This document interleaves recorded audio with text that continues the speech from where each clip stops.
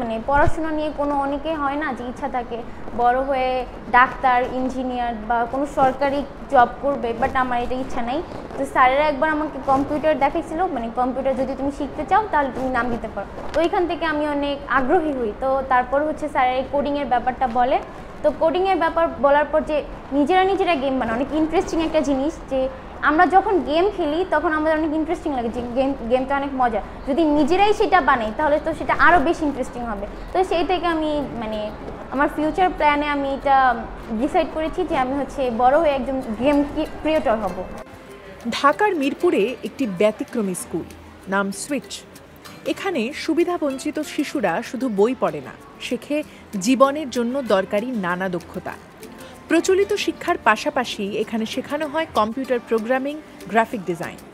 কোনো যে পোস্টার তৈরি করি, পরে ব্যানার তৈরি করি, তারপরে হচ্ছে মেনু কার্ড। মাল্টিমিডিয়া ক্লাসরুমে শিশুরা আনন্দের সাথে শেখে নতুন নতুন বিষয়। ক্রাফটিং, ছবি আঁকা সবকিছুই তাদের কাছে যেন এক মজার খেলা। এই স্কুলের শিক্ষার্থীদের আঁকা ছবি এরই মধ্যে প্রশংসা কুড়িয়েছে, হয়েছে ছবির প্রদর্শনীও। অনেক মজা করি, পড়াশোনার সময় পড়াশোনা করি, গল্পের বই যখন পড়ার ইচ্ছা তখন এখান থেকে গল্পের বই নিয়ে পড়ি। যেমন আমরা পড়াশোনার পাশাপাশি নাচ গান, কম্পিউটার ক্লাস, ট্যাব ক্লাস, বই পড়ি।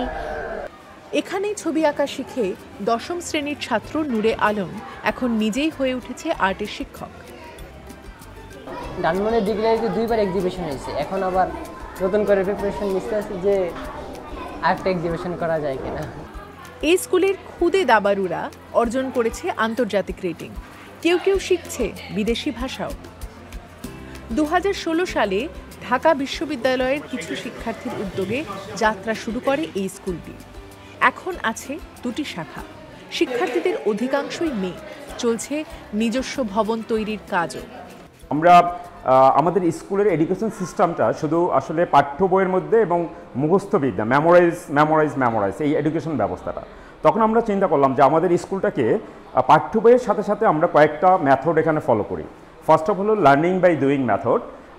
যেমন বাচ্চারা হলো যে পড়াশোনাটা করবে তার আগে হলো তারা আউটডোরে নিয়ে যায়, তারপরে তাদের প্রজেক্টের মাধ্যমে পড়াশোনা করে, লাস্টে তাদের পাঠ্য বইটা পড়াশোনা করে। তার মানে হলো তারা আসলে বাস্তব জগৎ সম্পর্কে তার একটা আইডিয়া হয়, সেটা বইয়ের সাথে পরে তারা কোলাবোরেশন করে। আর একটা স্কিল বেস এডুকেশন। কারণ আমাদের দেশে কিন্তু বেকার এত কেন বেকার আমরা বলি, আমাদের কিন্তু যুবক সমাজ অনেক। তার মানে হলো এডুকেশন ব্যবস্থা এমন যাতে হলো আমাদের স্কিল বেস এডুকেশন নাই। তো সেই কারণে আমরা স্কিল বেস এডুকেশনটাকে আমরা বেশি ফোকাস করেছি। উদ্যোক্তাদের স্বপ্ন একদিন একটি বিশ্ববিদ্যালয় করার। তাদের বিশ্বাস সুবিধাবঞ্চিতদের শিক্ষায় কোনো আপোষ নয়, তাদেরও প্রাপ্য মানসম্পন্ন শিক্ষা।